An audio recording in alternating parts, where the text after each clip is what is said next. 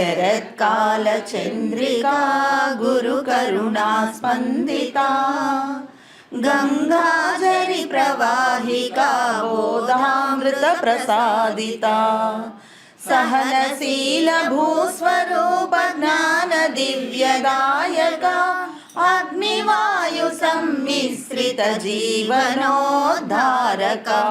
అగ్నివాయు సమ్మిశ్రిత జీవనోద్ధారకా శరత్కాల చంద్రికా గురు కరుణా స్పందితా. నమస్కారం. స్వామి సత్సంగానికి శుభాహ్వానం పలుకుతూ భగవాన్ శ్రీ వెంకయ్య స్వామి వారి జీవిత చరిత్ర అద్భుతంగా కొనసాగుతూ ఉంది. స్వామి భక్తులకందరికీ పెన్న బద్వేలు ఎంతో సుపరిచితం. వెంకయ్య స్వామి వారి దివ్య లీలలు మహిమలు అతి సామాన్య మానవులు కూడా దర్శించి పులకించిన పావన క్షేత్రం అది. స్వామి గురించి ఇంకా ఇంకా చెప్పుకుంటూ ఇంకా తెలుసుకొని ఆనందంగా మనమంతా తరిద్దాం. వెంకయ్య స్వామి పెన్న బద్వేలు తిప్ప దగ్గరికి రావడం, ఆ విధంగా కొంతకాలం ఉండడానికి ఏమిటి కారణమా అనే దానికి సమాధానంగా మనకు ఒక సంఘటన లభించింది. అదేమిటంటే, చలమానాయుడు కుమారుడు రమణయ్య మనతో చెప్పాడు, ఒకసారి మా ఊళ్ళో కలరా వచ్చింది, జనమంతా భయపడిపోతున్నారు, మా నాయన స్వామిని పిలుచుకొని వచ్చాడు. స్వామి వచ్చి ఊరు మొదట్లో వేప చెట్టుకు ఒక ఎర్రటి గుడ్డ కట్టాడు, అంతే కలరా ఆగిపోయింది. ఆ వచ్చిన స్వామి తిప్ప దగ్గర ఆగిపోయారు. మా నాయన ఆయన కోసం ఒక చిన్న సాల వేశారు. ఆ స్వామి స్వయంగా ఆ సాలలో, ఆ పర్ణశాలలో దీపం పెట్టి ఓం నారాయణ ఆది నారాయణ అంటూ తంబూర మీటుతూ నామం పలికారు. ఆ విధంగా ఆయన అక్కడ ఉండటానికి అంకురార్పణ చేశారన్నమాట. అంటే ఆయన నిజానికి లోకానికి ఉపకారం చేయటానికి వచ్చిన స్వామి అక్కడే ఉండటం ప్రారంభించారు. మహాత్ముల విషయం ఎలా ఉంటుందంటే, వాళ్లకు భగవదాజ్ఞ ఎలా లభిస్తుందో ఆ విధంగా ఎక్కడికక్కడ ఉంటారు. ముఖ్యంగా స్వామి జీవితం చాలా పరమద్భుతమైనది. ఇంతకీ ఈ చలమానాయుడు గురించి చెప్పుకుంటున్నాం కదా, అతని జీవితంలో అప్పుడప్పుడు కొన్ని మంచి మంచి సంఘటనలు జరిగాయి. ఇప్పుడు ఒక సంఘటన చెప్పుకుందాం. అది తన కుమారుడికి చెప్పాడని ఆయన ద్వారా మనకు లభించింది. చలమానాయుడికి చాలా కోర్టు కేసులు ఉండేవి. కోర్టు వాయిదాకు ఆత్మకూరికి వెళ్ళాలి ఆయన. సరే, స్వామికి చెప్పుకున్నాడు. స్వామి విని ఊరుకున్నారు అంతే. రేపు ఈ విధంగా వాయిదా ఉంది తండ్రి అని. రాత్రి 8 గంటలు అంటే ఆ పల్లెలన్నీ బాగా నిద్రపోతాయన్నమాట. పైన ఉన్నట్టుండి స్వామి లేచి వెళదాం పదా అని బయలుదేరారట. అంతే, పెన్నా నదిలో దిగవయ్యా పోదాం అని దిగమని చెప్పి వెనక స్వామి కదిలారు. అసలు మధ్యలో ఏం జరిగిందో అతనికి తెలియదు. పెన్నా నది ఎలా దాటారో, అట్లా ఎంత దూరం నడిచారో తెలియదు. మెలకు వచ్చేప్పటికీ, స్పృహ వచ్చి చూసుకునేప్పటికీ బస్సు కోసం నిలబడి ఉన్నారు అవతల తీరంలో. సరే, బాగానే ఉంది. ఇదొక అద్భుతమైన సంఘటన. మహాత్ములని నమ్ముకుంటే, అనన్యమైనటువంటి భక్తితో ఉంటే, నమ్మితే ఎలా ఉంటుందో తెలియజేసే సంఘటన ఇది. సరే, బస్సు వచ్చింది, ఆగింది. స్వామి అతన్ని బస్సు ఎక్కించారు. స్వామి మీద నమ్మకంతో చేతిలో డబ్బులు లేకపోయినా అతను ఎక్కి కూర్చున్నాడు అంతే. స్వామి చెప్పాడు కదా అని బస్సు కదిలింది. ఎందుకనో ఆ కండక్టర్ టికెట్ అడగనేలేదు. చివరికి ఆత్మకూరులో దిగేప్పటికీ చాలామంది తెలిసిన వాళ్ళు వచ్చారు. ఒక్కొక్కరు వచ్చేది, తీసుకోబోయేది, ఏం కావాలో అది సమకూర్చి మర్యాద చేశారు. చిత్రం ఏంటంటే, తిరిగి అతడు తన ఊరికి వచ్చేంత వరకు డబ్బులు అవసరమే రాలేదు. అదే స్వామి మహిమ అని మా నాన్న చెప్పేవారు అని ఆయన కుమారుడు చెప్పాడు. సరే, ఆ పెన్న బద్వేలు తిప్ప మీద స్వామి ఉన్నప్పుడు చలమానాయుడు, ముదిగేడు నుంచి నారాయణ స్వామి, అక్కి వెంకటరామరెడ్డి, చల్లా సుబ్బమ్మ ఇలాంటి భక్తులందరూ కూడా ఆయనను దర్శించవచ్చేవారు. ఆ సమయంలో చాలా గొప్ప విషయాలు అలవోకగా చెబుతూ ఉండేవారట స్వామి.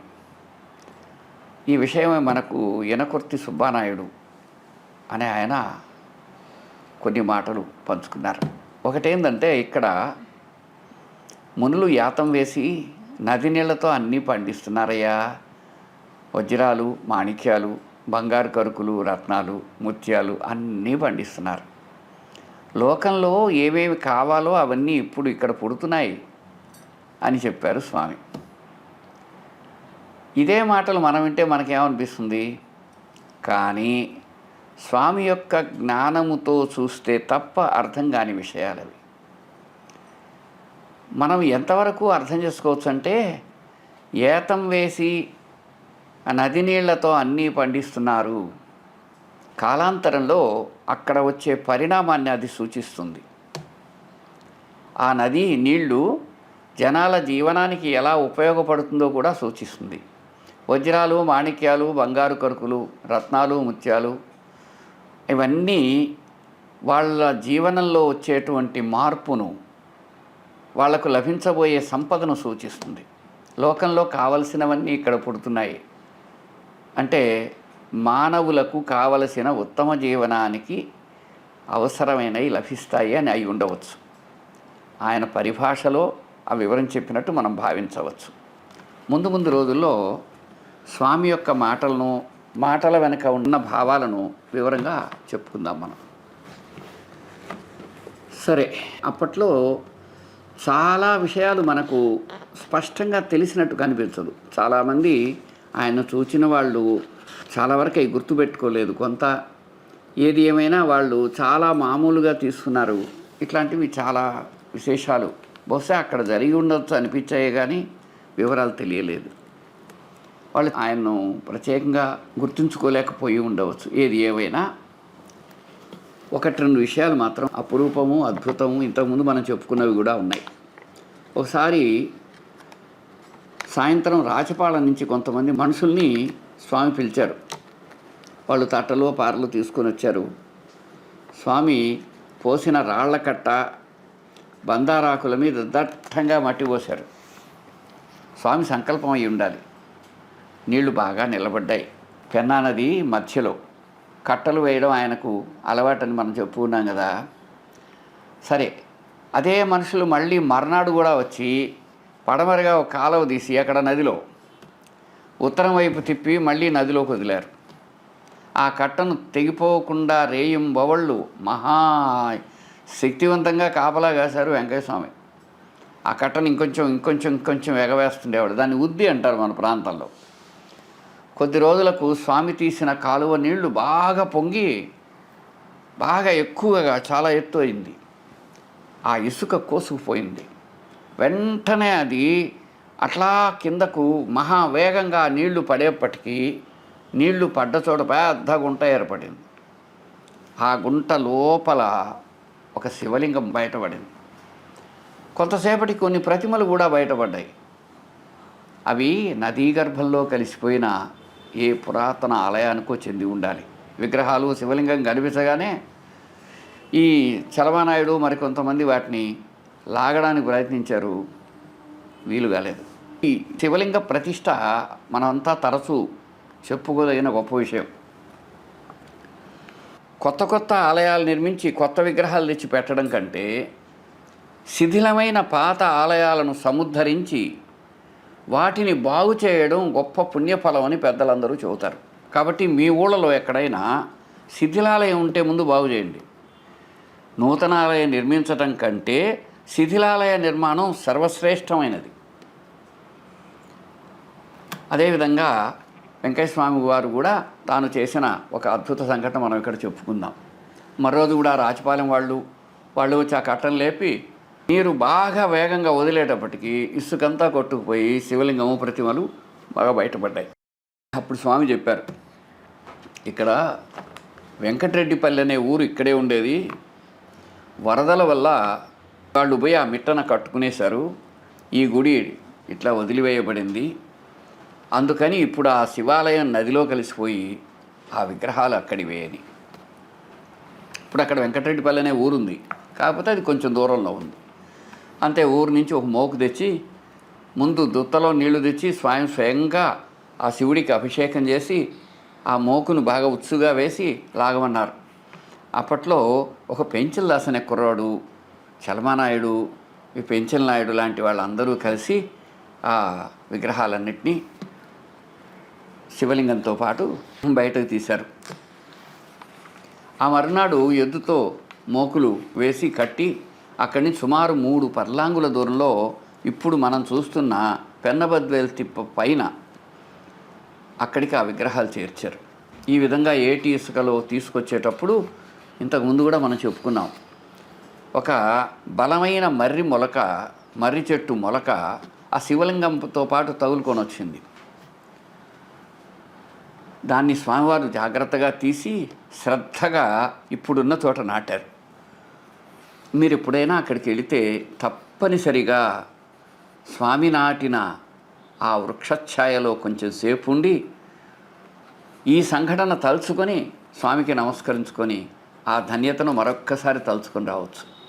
మహావృక్షమై ఆనాటి సంఘటనలకు నేటికి ప్రత్యక్ష సాక్షిగా ఆ మర్రి చెట్టు ఉంది. సరే, స్వామి వచ్చారు పైకి. అక్కడ కొన్ని గుర్తులు పెట్టారు. దేనికి? ఆ శివలింగాన్ని ప్రతిష్ఠ చేయడానికి, దాని చుట్టూ ఒక అరువు అది నిర్మించడానికి. సరే, ఆయన పెట్టిన తర్వాత కొంతమంది వాస్తు శాస్త్రజ్ఞులు వచ్చి చూసి, భలేవాళ్ళు, స్వామి ఎంత అద్భుతంగా పెట్టారో, ఆయన ఏర్పాటు చేసినటువంటిది అది శాస్త్రసిద్ధం కూడా అని ప్రస్తుతించారు. ఇక్కడ ఒక మంచి విషయం ఏంటంటే, చెల్లా సుబ్బమ్మ స్వామి భక్తులలో ఒక మంచి తల్లి. ఆమె ఏం చేసిందంటే, కొన్ని కరపత్రాలు వేయించి ఆ పాంప్లెట్స్ని ఆ చుట్టుపక్కల అన్ని గ్రామాలకు పంచిందట. ఫలానా రోజు వెంకయ్య స్వామి వారు ప్రతిష్ఠ చేయబోతున్నారు శివలింగాన్ని అని. అందరూ చాలామంది జనాలు వచ్చారు. అప్పుడు ఆ కార్యక్రమంలో చెల్లమ్మ, సుబ్బమ్మ ఆ వచ్చిన వాళ్ళందరికీ కావలసిన వసతులు చూశారు. స్వామి ప్రతిష్ఠ చేశారు. అనంతరం గొప్పగా సంతర్పణ చేశారు. పండ్లు అవన్నీ తెచ్చి అక్కడ పంచారు. అప్పుడు స్వామి ఒక మాట చెప్పారు, ఇది మనందరం గుర్తుపెట్టుకోవాలి. బిడ్డలు లేని తల్లులకు ఖర్జూరాలు పంచితే సంతానవంతులవుతారు అని. కాబట్టి మీరు ఎప్పుడన్నా పెన్నబద్వేలు తిప్ప దగ్గరికి వెళితే అక్కడ ఖర్జూరాలు, ఎండు ఖర్జూరాలు అంటారు, వాటిని తీసుకెళ్ళి నివేదనగా పెట్టి ఎవరైనా బిడ్డలు లేనటువంటి తల్లులకు వాటిని కనుక ప్రసాదంగా ఇస్తే వాళ్లకు సంతాన సాఫల్యం వచ్చే అవకాశం ఉంది అని స్వామి చెప్పారు. కాబట్టి ఎప్పుడైనా అవకాశం ఉంటే ఆ పని చేయడం సర్వశ్రేష్టం. సరే, కార్యక్రమం అయిపోయింది. సుబ్బమ్మ వెళ్ళి స్వామితో, స్వామి, మనం వండిన ఆహారం అంతా పూర్తయిపోయి కొద్దిగా అన్నం చారు మిగిలాయి అన్నారు. అంటే ఆయన అన్నాడు, అది మిగలడమే ఎక్కువ కదమ్మా తల్లి అని. స్వామి సంతోషంగా ఒక్క మాట అన్నారు, ఆత్మీయులారా, మిత్రులారా, సోదరులారా, చింతకాయలు రాలినట్టు పాపం రాలిపోలేదా అమ్మా అని. అంటే ఉత్తమమైనటువంటి ఇటువంటి సత్కార్యాల ఫలం ఎంతటిదంటే, మన పాపం ఏదైనా ఉంటే చింతకాయలు రాలినట్టు రాలిపోతుంది కదా. అంటే అర్థమైంది, సత్కార్యాచరణకు సత్ఫలితం ఉందని. ఆకలిగా ఉన్నవారికి అన్నం పెట్టు, గుడ్డెల్లేని వారికి వస్త్రాలు సమకూర్చు, బాధలో ఉన్నవారికి ఓదార్పు చెప్పు, సాయం చేయి అని.